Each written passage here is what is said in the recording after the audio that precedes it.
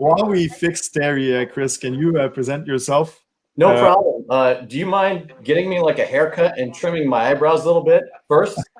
Really, that'd be the best. Okay, you can hear me. Okay. Yeah. I'll just mute Terrie. Go ahead, present yourself. Okay. Thank you so much for having me on the show. It's a pleasure. I've known Terrie for some time. We met after my first book. I published and wrote Reality Creation 101, Mastering Manifestation Through Awareness, which has taken me on quite a journey. It's one of those things where I think a lot of people can relate. You publish something, or you share this information, and you actually end up learning almost as you go. And that's almost been my life, is writing and disseminating information and sort of almost retroactively learning from this material, sometimes easy lessons, sometimes hard lessons about the nature of reality and creating your reality. And anyway, I met Terrie, very blessed to meet her. She's always been a really positive and wonderful supporter of my work. And it's been a long time. It's funny, this whole thing is really bringing people together.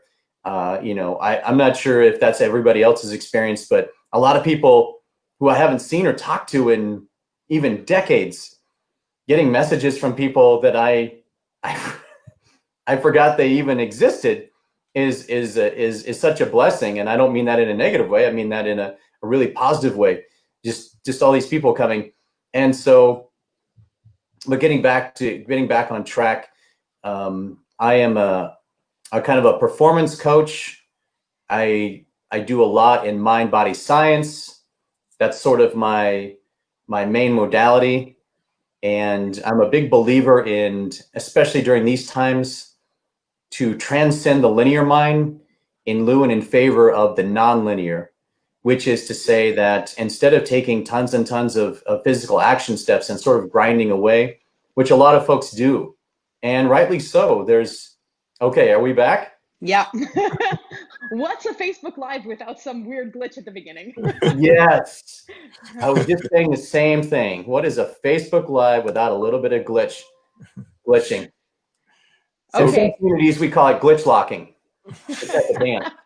Okay. So Chris was actually presenting himself, Terrie. So okay, well then I won't interrupt. Keep going. No. Please interrupt. Please do. It's fine. Yeah, I prefer. Okay, you prefer it. Okay.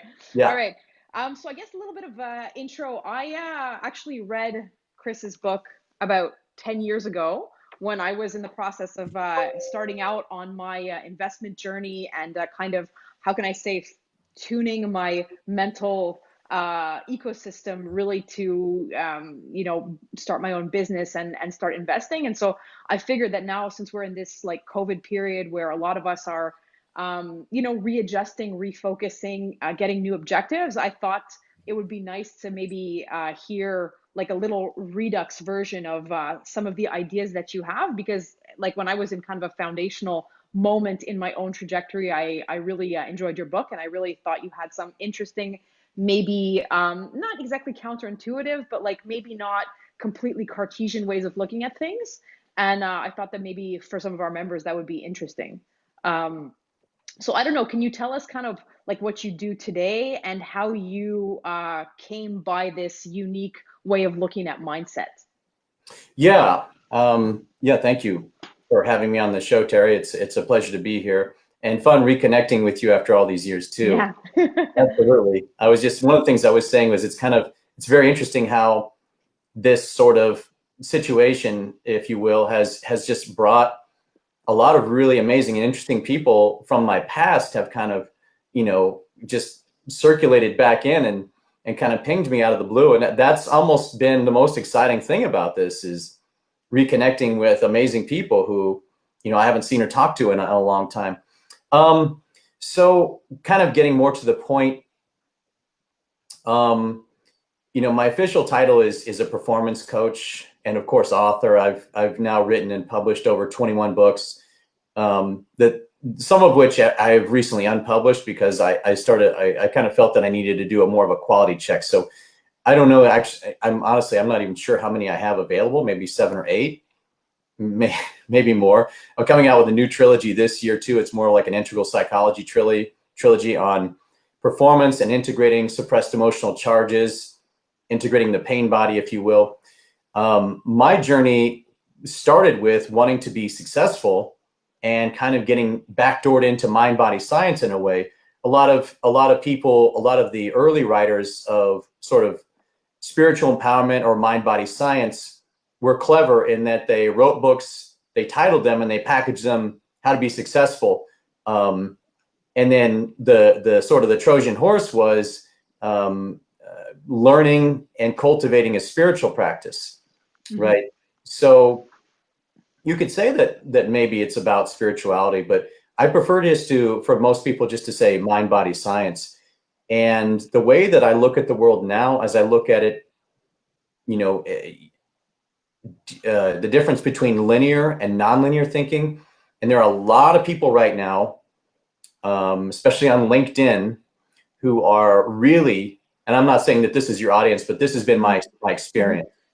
There's a lot of people on LinkedIn right now who are they're in the linear mindset, and they are just grinding away because they have either they've lost their clients, they're working for themselves, and there's some sort of consultant or coach or some variation of that, or B, they've lost their job and they need to get a job and they need to do it now. And so it puts a poignancy and acuteness to the situation, and it makes it hard to hear that you need to withdraw from the linear grind, and you need to come back to the nonlinear.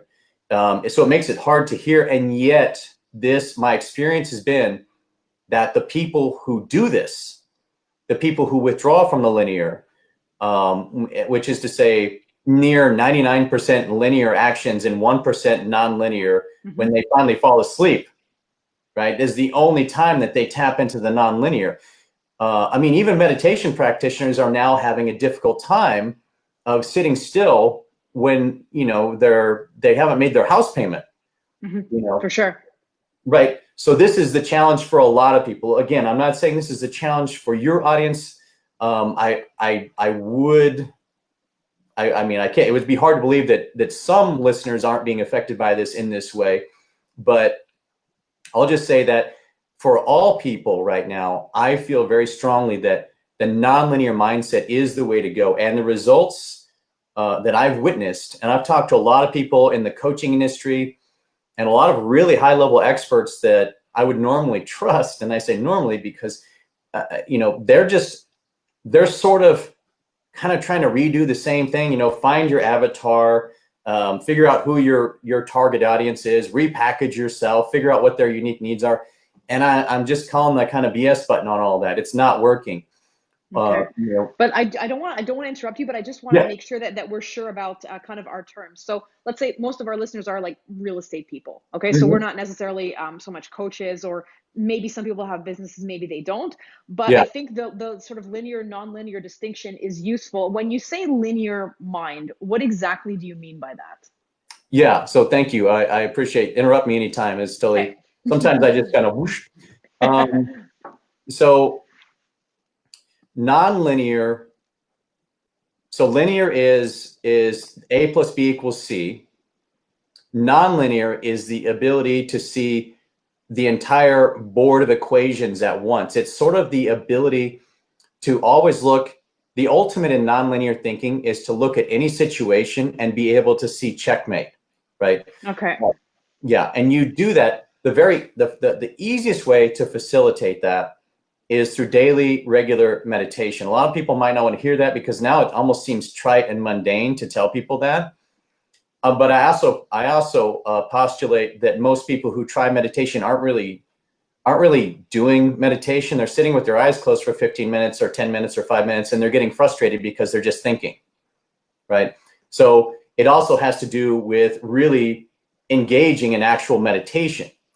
So that's the quickest, easiest way to begin to facilitate nonlinear thinking. What happens is it's a gradual process by which the linear mind gets sort of dipped into the waters of the nonlinear gradually, slowly but surely. And what happens is your neural network begins to, the small neural network, the linear mind gets tricked out, if you do meditation properly, and your brain actually begins to form larger and larger neural networks, which also encompass more possibility. So you begin to see things from the broader view, the broader perspective. And as a result of that, it also engages the creative mind. So now you see, not only do you see more possibilities, but you see possibilities within possibilities. This is only possible if you can engage the nonlinear mind. You cannot do this through linear thinking. It will not work. And the proof is in the pudding. And, I haven't heard from anybody, realtors or otherwise, real estate investors or otherwise, that anything's working when it comes to trying to create some sort of clever set of action steps, right? Unless those action steps are inspired from transcending and utilizing the nonlinear mind. So it becomes uninspired versus inspired action steps. Okay, I get that. So when you talk about like let's say hacking your mental ecosystem, what are like some of the maybe bad habits or traps that people could fall into, let's say just normally, or even specifically today, kind of with what's going on? Like, what are some of the bad mental hygiene habits that maybe you've identified, and then maybe like what your solutions to that might be? So I'm thinking, like, when I looked in your book, like, victim consciousness, I know that's a big one. Failing to take responsibility for your life as you see it. I don't know, just off the top of my head, like, Mm-hmm. yeah. The first thing is, it's if you think about thought and emotion put together, it becomes magnetic, right? The thought is like the electrical charge in the quantum field, and the emotion is the magnet in the quantum field. So if you think that when you emotionalize a thought, it becomes magnetic, then it really behooves one to take full responsibility about where you put your focus and your attention. And the number one bad habit for people that are trying to stay productive and positive is to start to sort of dip into some sort of negative narrative about what's going on right now, because that will completely distract you. It'll pull you out of your train of thought.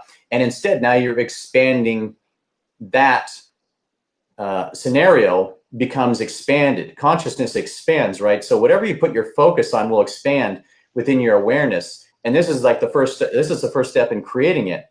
So you have to, the responsibility, then the onus comes to continue to redirect yourself, because we're all getting drawn in. Nobody's immune during this time period. I've met one person who can stay 100% positive all day. For sure.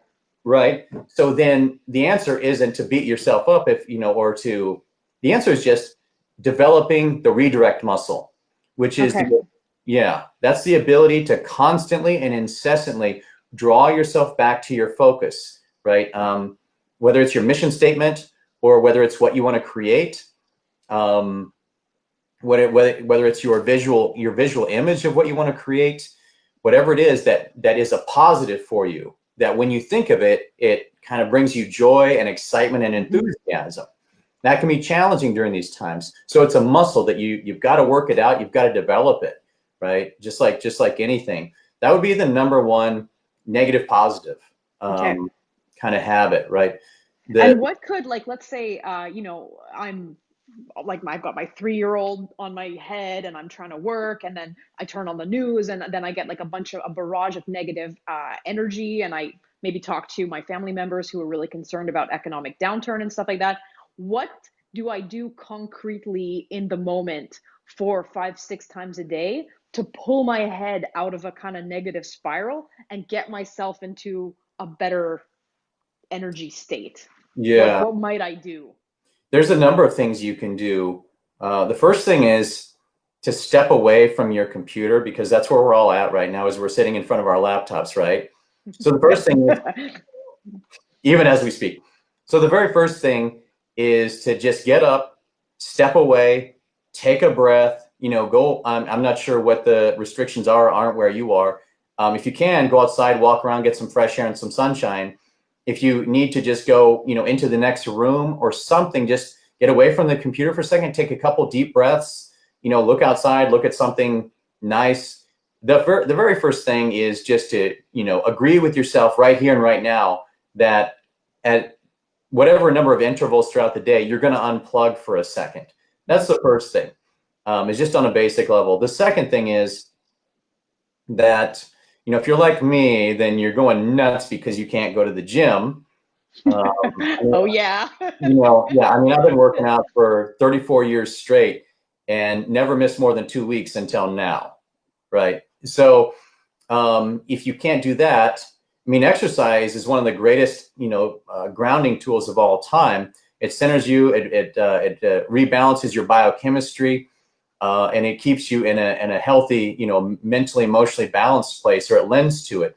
So, 2 or 3 times a day, I will go and I'll do push-ups, crunches, whatever it takes to not just stay in shape and burn away all, the calories from, the atrophy of the situation, but additionally, it rebalances me, it empowers me, and it motivates me and invigorates me.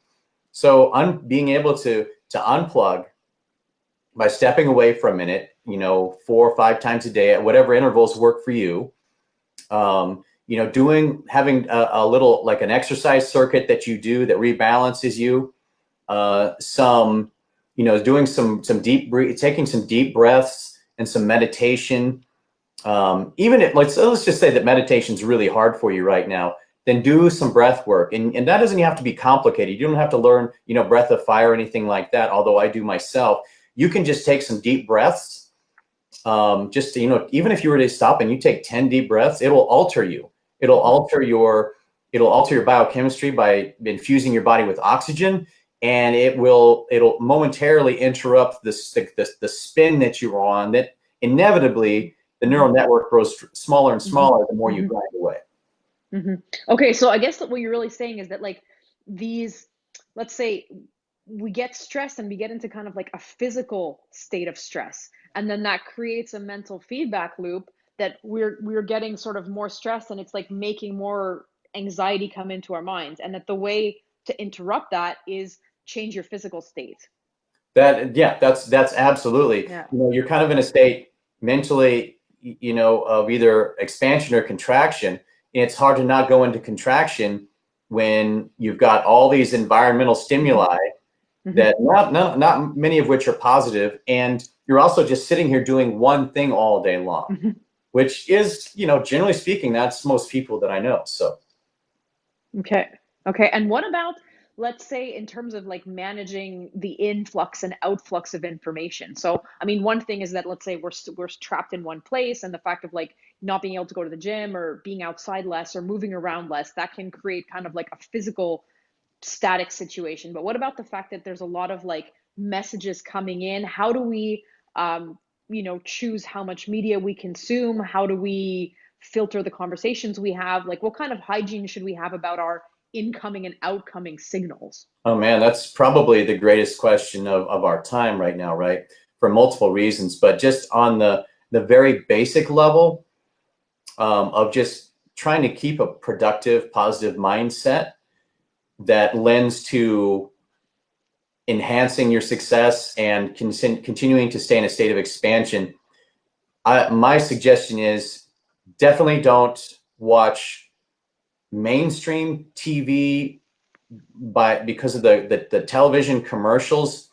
I mean, I was saying this before this time period. I haven't watched like regular cable TV since I was, I don't know, 30. So almost 20 years now. But so I mean, I absolutely wouldn't watch the news, and not because I don't want to stay informed, but because I just don't want I say this to all my clients. I just don't want my clients or myself plugging into a constant stream of negative information. We all know that news right now is big business.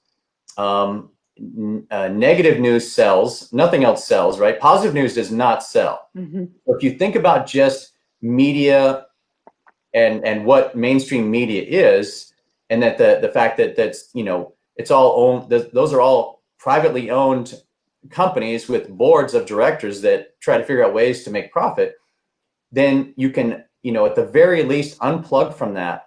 There are other ways to get information, and then you're going to have friends in your circle that are pretty worried, people that are worried. And if somebody's really all doom and gloom, then they don't get my time and energy. And this includes people close to me that are flipping out, my own family.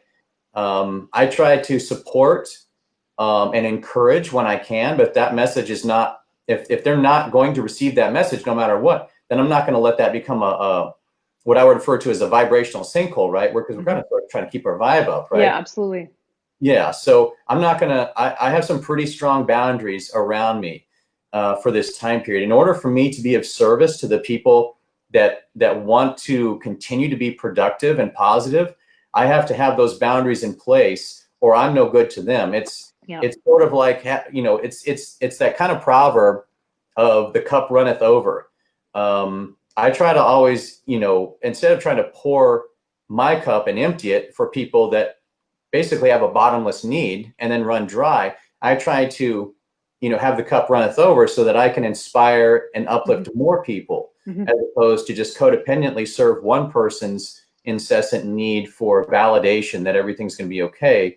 And then an hour later, they're flipped out again, or however it manifests. Well, I really, if I can just come back to maybe the point you made at the beginning of that, that I really liked. So, and I found that this happened to me a bit organically. Like at the beginning, I was watching news like 3 times a day. I was a news junkie. I was watching, the international news, the Canadian news, the US news, like trying to stay informed on everything that's going on, both economically and with the pandemic.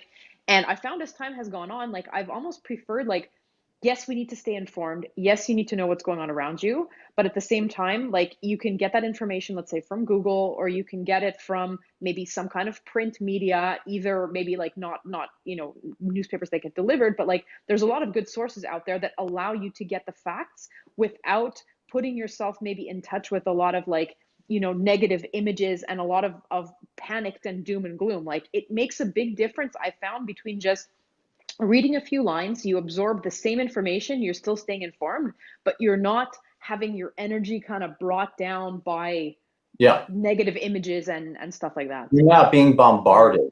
You're not getting sensory overload of this negative stuff that inevitably and invariably will be deleterious to your vibrational state of being and just kind of draw you down, emotionally into some sort of a sinkhole that then you have to use all your tools to kind of climb out of. That's a waste of time. Yeah. Right? Now you've just wasted all this time because you plugged into this negative narrative, and now time is wasted.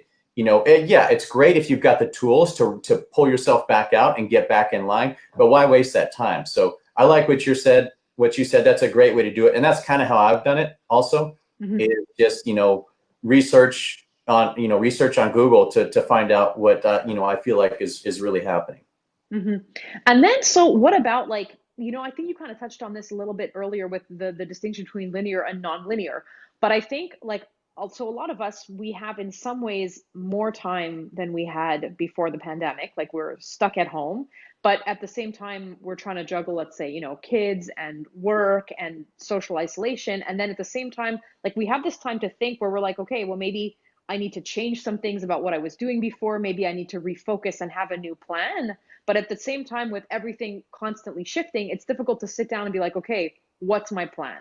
Like let's say, what am I doing with my food? What am I doing with my exercise? What am I doing with my business? Like, I don't know if you would have any recommendations for how to make goals or how to stay on track, because we talked about not descending into kind of a negative spiral, but at the same time, if you want to focus on something positive, you kind of need a roadmap for how to get there. So I don't know if you would have like some words to say about how people can go about building like a good mental map of what to aim towards, let's say. Yeah, the way that it starts for me, and the way that I work with my clients, and it appears to work, is especially for this time period, is to first start with the visual imagery And so a lot of people that I've talked to, and even friends that have asked me, the usual visual imagery is not going to work for you right now. And the reason is because if you have kind of this big, larger than life plan, it's just not going to, your consciousness isn't going to let it in because you're not going to believe it, right? Especially for people that are trying to, really, they've got this greater, larger, you don't have to discard it. But I like to start with, I like to do segmenting. I think is one of the most positive things, productive things that you can do is to, okay, so this time period, you divide kind of your life into time periods and you say, okay, this time period right now is for dealing with this pandemic. So I'm not going to beat myself up for the next 2 to 3 months. I'm not going to beat myself up for not achieving certain goals that I had already, I had projected for myself for this year. So I'll say that this next month is for creating relationships, seeing who I can help, seeing if there are people that want to network or link up of like mind, that want to do masterminds, whatever, et cetera, et cetera.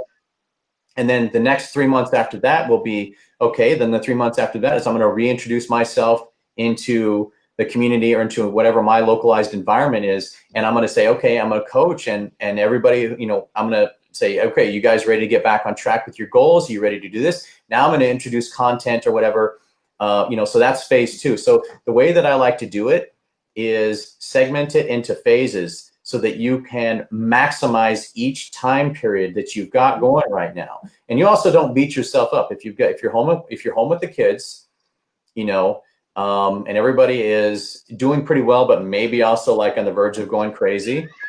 Right? How did you know? Yeah, your verge of going crazy. Then just acceptance of what segment you're in for yourself is the first step. It'll help to just take a lot of the pressure off. You go, hey, you know what? This and this and this are just not going to happen right now. I'm going to do the best I can, but I'm going to accept that. So this is COVID segment. This is COVID at home segment, segment 1. And this is going to last for the next, 2 weeks to 3 months or whatever, right? That's segment 1. Segment 2 is, restarting the engines on my marketing or my research or, trying to navigating and locating the optimal properties to invest in. That's segment 2. Segment 3 is fully engaging with the marketplace again. It's going to the meetings, networking with people, researching, seeing, okay, now what does the environment look like now? Where's the buying and selling happening? Where are people moving to different countries? What's going on? What am I going to invest in? Right. So in that way, when you segment, you really are able to utilize each time period to its maximum effectiveness. And I would say that for me is the most powerful tool when it comes to goal setting right now, because it just enables you to you don't waste energy worrying about stuff if you already accept that each time period signifies a certain thing. You're not going to beat yourself up, and if you get distracted, you're wrestling around with the kids or whatever, it's okay. That's part of segment 1. You've already accepted that. So now the stress is off a little bit, unless of course you need to make something happen. But then that's where the other tools come into play, trying to create boundaries in space for you to meditate, taking a step back, doing your exercise, all these things, these tools will keep you productive. On top, beyond that, it may be time for a lot of people to reformulate their goals, to go back and say, okay, I'm going to create new goals for the next 3 months, 6 months, year, whatever, and rewrite them to something that feels better. You should always be in alignment in a feeling way with your goals. You should be in alignment with that. If you're not believing that it's possible, you need to rewrite it and write it within the parameter of your belief system. It should stretch you a little bit, but it shouldn't be so uncomfortable that it kind of depresses you given the environment. I'm never going to achieve that, or I'm not going to get to where I wanted to get to. Your goals shouldn't trigger that emotion within you. They should be in alignment with something that inspires and motivates you, but isn't so far beyond the scope of what you believe that it just creates creates resistance. It's all about avoiding resistance, flowing around resistance, right? Resistance. Yeah. Let me just come back to a couple things that you said, because I really loved that answer. I love the first thing of, adjusting expectations. And I think, like, I'm somebody who's pretty performance oriented, and I like kind of have my, my set of goals of what I want to attain. And to like find myself, like, let's say, I guess like a lot of us at home, with a bunch of other things that take your attention, it's hard to not get into like beat yourself up mode when, let's say, your workout routine is not what you want. At work or in business, you have to slow down a little bit because you got to spend now 3-4 hours a day playing with your kid, or you got to go to the grocery store and line up for 2 hours. Whatever it is, it's like hard to not get in like a little bit kind of antsy or angry with that. At least I've been having a hard time with it. And I think it's really valuable information to say, okay, well, how about if we just readjust expectations for whatever time period, COVID time period is going to be, and like accept and try not to get into like a kind of a fight with that aspect of reality. Because at this point, like that is the daily reality. And so the more that you accept with it and flow with it, the easier everything else is going to be. So I think that's like a really awesome a piece of advice. And the other thing that I really like that you said is about just we've had certain aspects that have become more challenging. So let's say in the real estate market, like some transactions have slowed down. We can't do visits that we used to be able to do. New listings are a bit of a challenge. So if people had specific transaction amounts of goals to do this year, maybe they're going to have to review some of those objectives. But like you said, the ability to connect with people, and the fact that everybody is kind of like their minds are expanding in an interesting way. Like I decided that I wanted to have these, interesting conversations with people. So I started contacting people from my past. Who would I like to talk to? Who do I want to hear from? Let's do some Facebook Lives. And so we kind of have this opportunity, if we think in an out of the box kind of way, we have this time period in which we can do things that we couldn't do before because we didn't have time, or because we were involved in such a linear battle with our goals. Yeah. So yeah, I thought that was very valuable. valuable. Oh, absolutely. Yeah. You hit on something else that's, I think, is a potential benefit of this time period as well. And that is, that is the emotional aspect of it. So you've got segmenting, which helps you to accept what time period you're in, right? How are we on time? Are we okay on time? Or no, I'm just checking. We got like another 10 minutes to chat, and then we're going to go to some questions. So okay. Yeah. So yeah, to me, this is pretty important. It's the ability to utilize this time period to sort of make mental, emotional, and perhaps spiritual, if you will, advancement for yourself by way of. So what's doing is it's forcing a lot of suppressed emotional charges to surface for integration. Like a short sort of way, an easy way of understanding that's kind of like emotional release, but it's something much more profound than that, because emotional release is kind of just scraping off the surface layer of emotions that accumulate day to day and stressors, whereas suppressed emotional charges have been there, since childhood, right? And so this time period, the stuff that comes up, the anger, the frustration, the grief, the sadness, the anxiety, whatever it is, can be integrated permanently. And you can find yourself in, kind of your set point, your emotional vibrational set point, kind of permanently rising if you're able to utilize that. And the way to do that is, instead of fighting it when it comes up and trying to push it back down, is to set aside little times here and there, 3 to 5 minutes, and just to fully allow it to surface, surrender into it. And you can burn through it. The Zen monks in the Tibetan mountains years ago, have been doing this. They would just literally sit with their emotions as they arose, unconditionally, and allow it to burn through. And sometimes the body organically wants to express itself, crying and sobbing, but you bear witness to it. And as you do this, you make permanent emotional progress, and you heal things permanently. It's one of the most profound things you can do. This time period is perfect for that. So you can do it in just 3 to 5 minutes here or there. When it arises, just excuse yourself, go into a bathroom or somewhere to be by yourself, and allow it to happen. And it will also increase your overall performance too, because you'll have less emotional highs and lows, and you'll start to slowly but surely, elevate and just be in a better and better and better mood, more permanently and consistently. Okay, so I'm seeing some questions here. Sure. Or should we? I don't see them, but go ahead. Yeah, no, go ahead. If Okay, would so like to. I'm just now looking, and I'm just seeing these questions. So I'm going to try to see if I can read them. The scroll bar is hiding it a little bit. I'm trying to just take the sound off, and then I'm gonna. Oh, there we go. More about nonlinear thinking. How do you do that? Okay. So yeah. So is this a good time to? Sure. Yeah. Go ahead. Okay. Well, I just now saw the questions. I want to make sure I'm not ignoring the questions. Yeah, nonlinear thinking. Nonlinear thinking again is the ability to see holistically. It's the ability to always see the broader picture. And I'm not sure if the listener, if the people that are asking the question, if they were here at the beginning, but the very first, quickest, easiest way to begin to access nonlinear thinking is by way of utilizing regular daily meditation.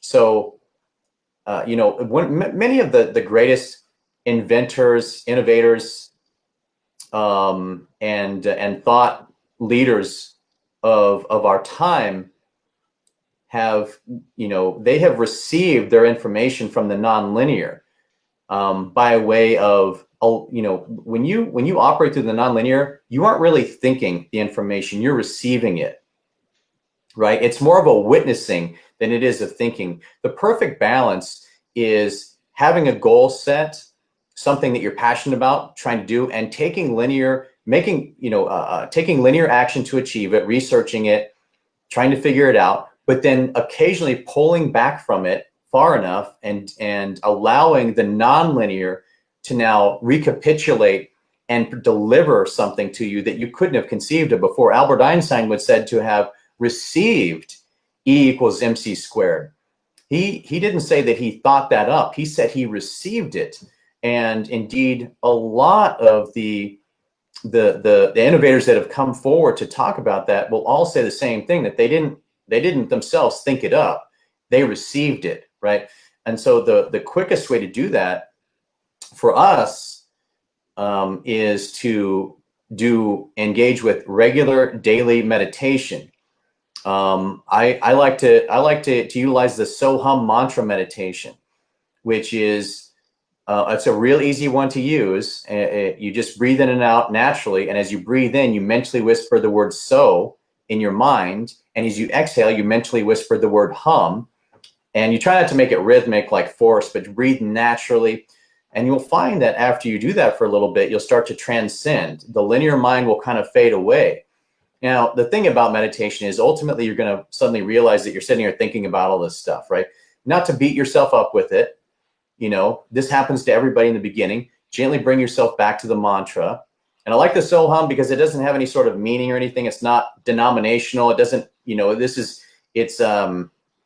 it's a nice neutral meditation. This pure mind-body science, as opposed to being aligned with some sort of group or whatever. I don't align to any specific teacher or teaching. I just use whatever is the most empowering information for myself and my clients. And so Soham. So you breathe in the word "so" mentally in your mind, breathe it in, so, and exhale, hum. But you say it in your mind, you don't say it out loud, right? I think maybe like if you could just give our audience like some resources, point them in the right direction, because I want to use, like, let's say the remaining few minutes to really get to some content, and they with the yeah absolutely, yeah, sorry, yeah. So I think I have it somewhere. I'll try to share it with you guys later. Okay.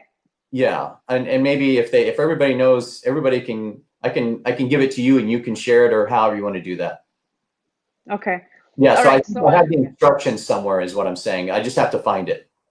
Okay. All right, great. So I think that would be really useful after. As we're kind of coming to the end of our free discussion, is there anything else that before we get into questions you kind of wanted to add? If you have, let's say, 5 minutes to give people like a little inspirational nugget or a little thing that they could walk away from this with, is there anything else you want to say? The thing that I say is that at the end of the day, humanity has always survived every single time there's been any sort of, endemic or pandemic or any sort of disruption, if you step back and you take the longer, broader view, we've always come out of it okay every single time. And this time, in my mind, is no different. If you take that broader view, you take that step back, you'll see that we're going to get through this and we're going to be fine. It just becomes a matter of if you're going to survive or you're going to thrive, right? Mm-hmm. And so I believe that it's possible to thrive. And I believe that that if you want to thrive, then you need to pull back a little bit from the linear grind and you need to sort of tap into the nonlinear. And in the meantime, I suggest for people to create daily routines for themselves. In the morning, when you wake up, I like to do gratitudes. Think of 5 things that you're grateful for, not forced, like I should be grateful for this, but what, authentically, genuinely, what's something that I can be grateful for? Is the sun shining outside and am I excited by that?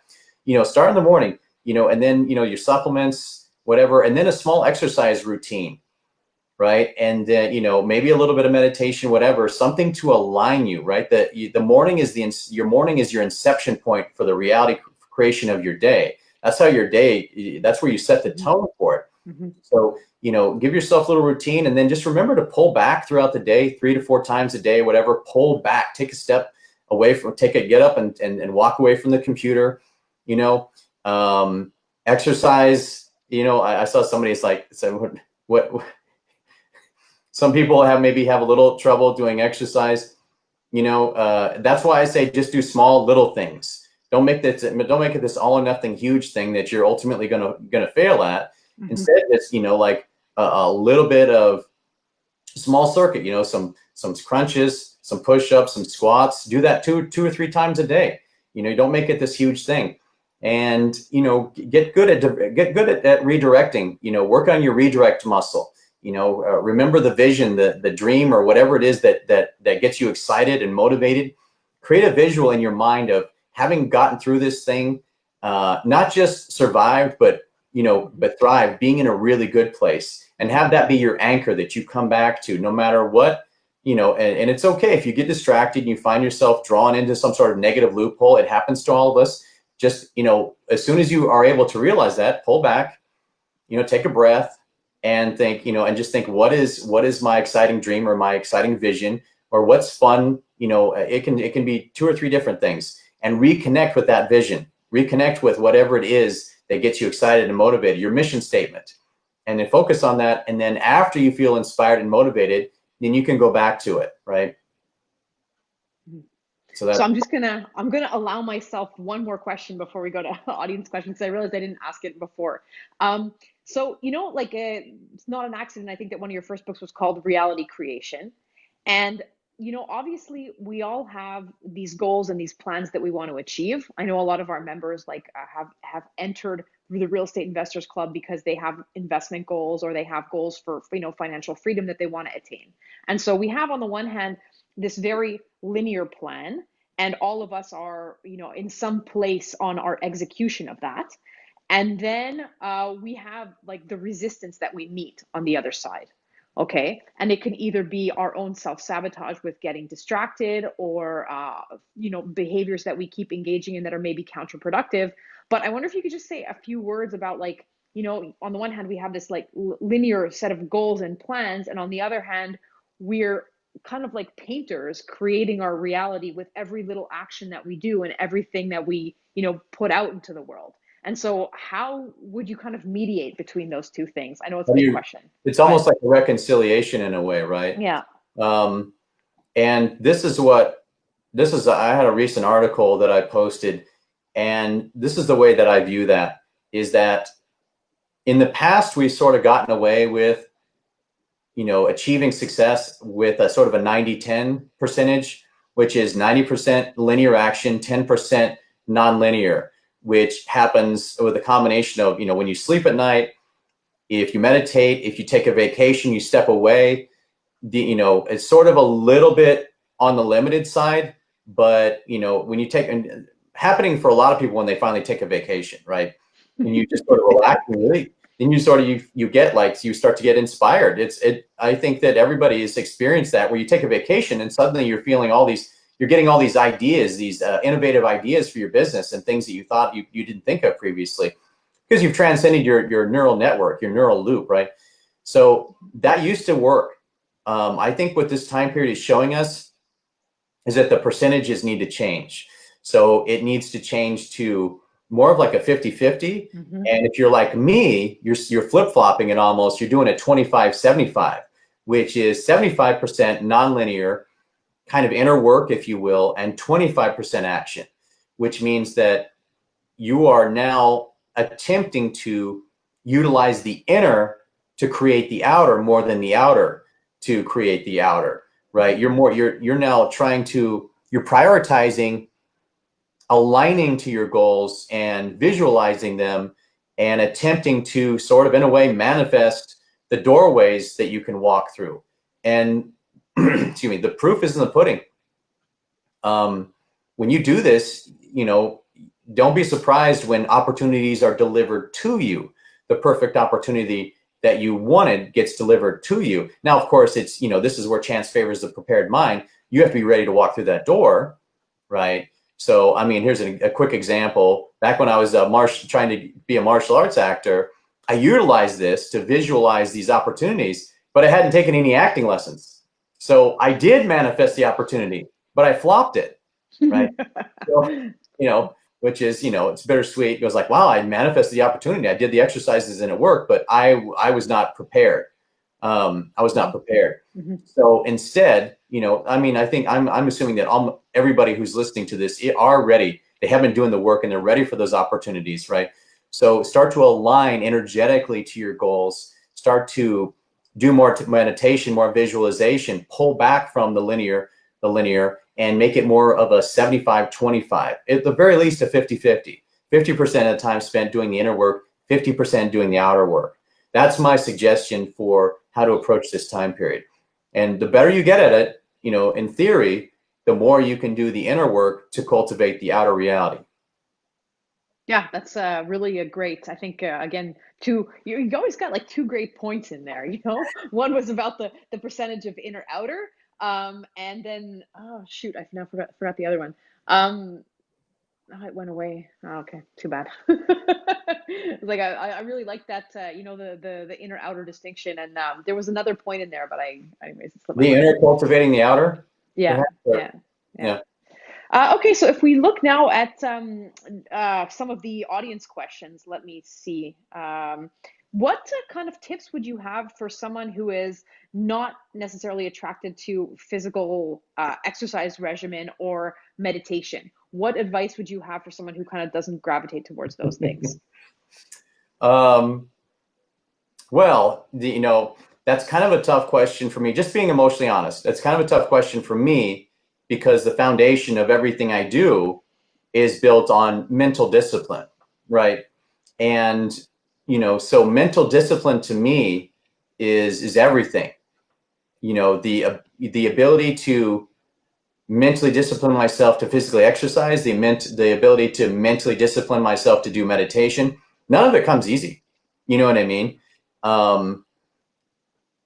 It's sort of like, asking me in a way, and I'm just being, asking me, how, if you, for somebody who doesn't want to be in a car, how to learn how to drive a car in a way, it's very difficult to, honestly, I'm trying to think of other tools. You can always, just take walks. I'm just trying to think of how to advise, somebody who doesn't want to either hello? Are we lost? Yeah. No, we hear you loud and clear. Okay, does Terrie hear me? I think Terrie, she'll need to reconnect. So go ahead, you can continue answering the question. I don't want her interaction with this. I don't want to go too far, because I don't want to I don't want to accidentally insult anybody. But for me, it's about, oh no, it's just me now. I'm nervous. It's about, who said that anyway? Let's see. I think it's Madalena. Okay. If I'm saying your name correctly, I hope I'm saying it correctly. If I'm not, forgive me. Other options than physical exercise or meditation. Then maybe riding a bike. I don't know how you view taking walks or riding bikes, but I would recommend, you've got to do something to sort of transcend that neural loop, that kind of grind, right? So then taking a nice walk each day, but I don't know what the restrictions are there. So maybe you can't get outside. So, I mean, you've got to do some sort of exercise to take care of yourself. My opinion, all my clients do some sort of daily exercise. It's almost like a prerequisite of working with me in a way. I mean, if I can permit myself a comment, I think it might also have something to do with what we define as physical exercise. Like, I think, I'm also like a kind of a workout person. So I like to train a lot, but like what might be physical exercise for me might not be physical exercise for someone else, like for me, unless I'm working out for an hour and a half and I'm like really out of breath and having a hard time physically, I feel like I didn't get much out of it. But like, I take, for example, my mom, who she's older, but even when she was younger, like she hates to get sweaty. Okay. So in that case, like, what does she do? She'll garden, or she'll go for a walk, or she'll do something that like gets her cardiovascular system going. And like, that still counts as exercise. Like, don't think that because you're not in the gym with dumbbells or you're not like pounding the pavement that it doesn't count what you're doing. Like, obviously it does. Right. It's just like, maybe you don't need to equate physical exercise with like going and having a crazy workout or doing CrossFit or yoga or whatever it is. True. It's true. This does, I mean, it does, I agree 100%. And I was sort of kind of going there with maybe doing like bicycling or taking walks and stuff like that. Or somebody's just suggested yoga. Yoga is wonderful. It does remain a little challenging for me, because I just believe very strongly in exercise of some form. And, I mean, as an example, my dad was basically a construction worker, and we would get into this debate, right? And he would say, well, I don't need to work out because I do construction all day. But he was one of the most unhealthy people that I ever met in my life, at that time. He has since, he's since kind of changed his philosophy on things. But, I mean, he was, a construction worker, like he was kind of carpenter, but sort of, in that. And the thing is that, you get exercise, but it's really good to have some sort of structured exercise for your health and your well-being, right? So, like having a daily bike ride, or doing, a walk around the park, or, something. But I do adhere to some form of structure. Staying active is good, but in my opinion, you really have to have some form of daily exercise. And maybe we don't work at it all the same way, but it's just like cardiovascularly, and your biochemistry and your longevity kind of, in my experience, they depend on it. Okay, let me ask just one more question here. So I have Sebastian, who's asking us, what is the biggest challenge you helped one of your clients through? Oh, it's a good one. Yeah, that's a really good one. I would say this is a little complex, but I also consider myself, via my own life experience too, to be an extreme expert on alternative health. And I've had people basically in life-death situations. Right now, what we're seeing globally is we're seeing a lot of people manifesting some pretty hardcore illnesses because there is this kind of vibrational push. It's pushing a lot of stuff to the surface, emotionally speaking. And so people are getting a lot of people are just getting really sick, like really fast. And I would say the most amazing thing that I've been able to facilitate and be a part of is helping people to integrate suppressed emotional charges that are driving these illnesses and kind of, in a sense, create miracle healings. They're not a miracle to me. I just know how to facilitate it. But I would say the greatest thing, the most challenging thing that I've ever helped, a couple clients get through are life, death illnesses, where they were literally on the way out, and we, miraculously kind of like found the suppressed emotional charges that were behind the illness, allowed it to surface for integration. And then the craziest thing is when you're successful at that, it's almost like it just goes away, right? I mean, I don't know if you remember that when Tony Robbins used to talk about, the multiple personality disorders, how somebody with multiple personalities, when they shift personalities, like you can see their eye color change, you can see moles disappear and reappear, stuff like that, right? Tony Robbins was talking about this 20 years ago, right? And so there's a reality about manifesting illness by the suppressed emotion that you're holding on to. And so I would say that's the most challenging thing. Other than that, there's a couple people that were, I don't know if you call them clients, but were homeless. That was a challenge, but just people that I kind of met through different walks of life, helping them to become, that's almost more rewarding, but helping a couple people to become unhomeless was a challenge that I took on and succeeded at. So there's that too. I don't know if that answers the question. I'm all over the place. I'm sorry.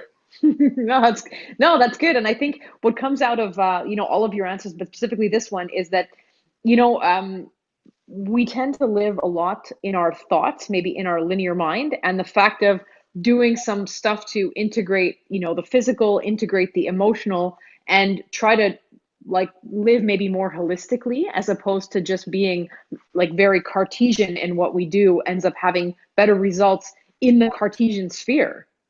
Yeah. Right? Yeah.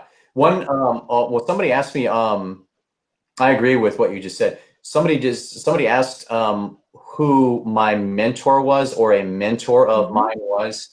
And I would say that beyond and above anybody else, I would say Dr. Joseph Murphy, who wrote The Power of Your Subconscious Mind, is somebody who became a foundational part of the core of my teachings.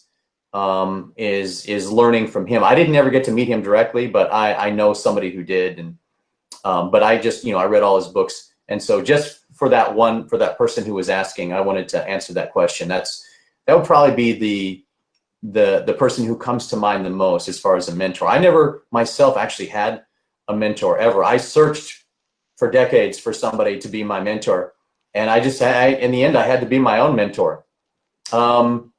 For as far as the Dr. Joseph Murphy, if she's asking, The Power of Your Subconscious Mind would be the book. The singular book is if that's what Madalena is asking.